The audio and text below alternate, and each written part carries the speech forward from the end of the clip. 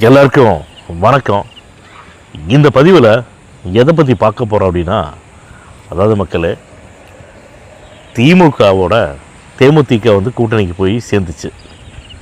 அதுக்கப்புறம் ஓபிஎஸ் அவர்கள் சேரப்போகிறதா சொல்லிட்டு இருக்கிறாங்க. இன்னும் நான் நியூஸ் பார்க்கல, சேர்ந்துட்டாருன்னு தெரியல. திமுக என்ன நினச்சிட்டு இருக்குதுன்னா, எல்லாத்தையும் கூட்டணியில் சேர்த்துக்கிட்டா நம்ம ஜெயிச்சிடலாம் அப்படின்னு நினச்சிட்டு இருக்குது. கற்பனையில் மிதந்துட்டு இருக்குது.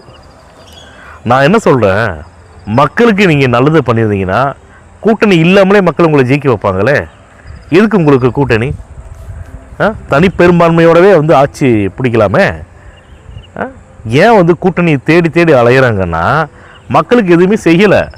அதனால் வரவங்களெல்லாம் இழுத்து உள்ள வாரி போட்டுக்கிட்டாங்க.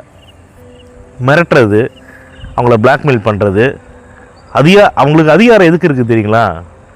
தமிழக மக்கள் தான் பார்த்து அதிகாரத்தை கொடுத்தாங்க. ஆனால் திமுக ஆளுங்கட்சி அந்த அதிகாரத்தை எதுக்கு பயன்படுத்துதுன்னா, ஒரு அரசியல் கட்சியை மிரட்டுறதுக்கும், ஒரு அரசியல் கட்சியை பிளாக்மெயில் பண்ணி தன்னோட கூட்டணியில் சேர்த்துக்கிறதுக்கும், அதுக்கும்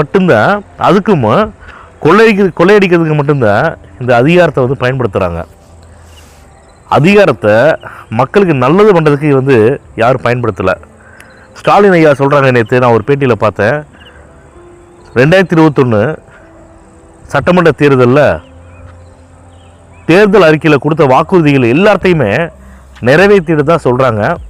மக்களே, தமிழக மக்களே, நீங்கள் நல்லா கேட்டுங்க. உங்களுக்கு நல்லா தெரியும். உங்கள் மனசாட்சியை தொட்டு சொல்லுங்கள். கண்டிப்பாக தேர்தல் வாக்குறுதிகள் எல்லாத்தையுமே திமுக நிறைவேற்றுச்சா சொல்லுங்கள். அதாவதுங்க, அரசன் அன்று கொள்வான், தெய்வம் நின்று கொள்ளும்னு ஒரு பழமொழி இருக்குது. யாரோட போய் கூட்டணி வச்சாலுமே இறுதியான எஜமானர்கள் யாருன்னா, மக்கள் தீர்ப்பே மகேசன் தீர்ப்புன்னு சொல்லக்கூடிய நம்ம தமிழக மக்கள் தான் இறுதியான எஜமானர்கள். அவங்களால மட்டும்தான் ஒருத்தர் ஆட்சியில் உட்கார வைக்க முடியும், இன்னொருத்தர் ஆட்சியிலேருந்து கீழே இறக்க முடியும். திமுக அரசியல் வரலாற்றிலேயே 2வது முறையாக வந்ததே கிடையாது, ஆட்சிக்கு உட்கார்ந்ததே கிடையாது. மக்கள் உட்கார சொல்லி விட மாட்டாங்க. ஏன்னா அவங்க செய்யக்கூடிய அட்டூழியங்கள் எல்லாத்தையும் பார்த்து வெறுத்து போய் தூக்கி எறிஞ்சிருவாங்க.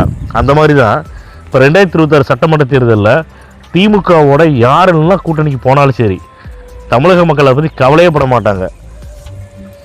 மாற்றத்துக்காகவே அரசியல் கட்சி ஆரம்பித்த விஜய் அவர்களுக்கு ஓட்டு போட்டு தமிழ்நாட்டோட முதலமைச்சராக்க போகிறாங்க.